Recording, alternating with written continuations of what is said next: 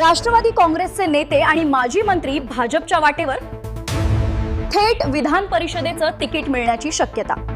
महाराष्ट्राच्या राजकारणात पुन्हा एकदा मोठी राजकीय खळबळ उडण्याची शक्यता निर्माण झाली आहे, कारण यांच्या राष्ट्रवादी काँग्रेसला मोठा धक्का बसू शकतो अशी चर्चा आता जोर धरू लागली आहे।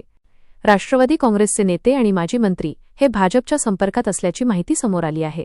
इतकंच नाही तर आगामी अहिल्यानगर विधान परिषद निवडणूक ते भाजपच्या तिकिटावर लढवू शकतात अशीही राजकीय वर्तुळात जोरदार चर्चा रंगली आहे।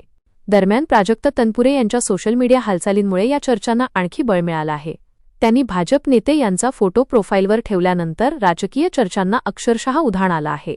हा अप्रत्यक्ष संकेत असल्याचं बोललं जात आहे।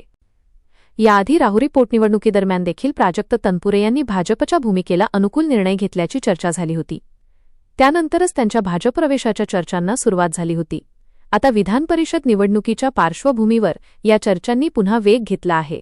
विशेष म्हणजे प्राजक्त तनपुरे यांनी अद्याप अधिकृतपणे कोणतीही भूमिका स्पष्ट केलेली नाही। मात्र त्यांच्या वाढत्या राजकीय हालचालींमुळे राष्ट्रवादीच्या गोटात अस्वस्थता निर्माण झाल्याचं बोललं जात आहे। राजकीय सूत्रांच्या माहितीनुसार भाजपकडून त्यांना विधान परिषदेचं तिकीट मिळण्याची शक्यता वर्तवली जात आहे। त्यामुळे आगामी काळात महाराष्ट्राच्या राजकारणात आणखी एक मोठा राजकीय ट्विस्ट पाहायला मिळू शकतो। जर प्राजक्त तनपुरे यांनी खरंच भाजपमध्ये प्रवेश केला तर तो शरद पवारांसाठी मोठा धक्का मानला जाऊ शकतो। विशेषतः अहमदनगर आणि उत्तर महाराष्ट्राच्या राजकारणावर त्याचा मोठा परिणाम होण्याची शक्यता व्यक्त केली जात आहे। आता सर्वांच्या नजरा प्राजक्त तनपुरे यांच्या पुढच्या निर्णयाकडे लागल्या आहेत। तुमच्या मते प्राजक्त तनपुरे खरंच भाजपमध्ये जाणार का?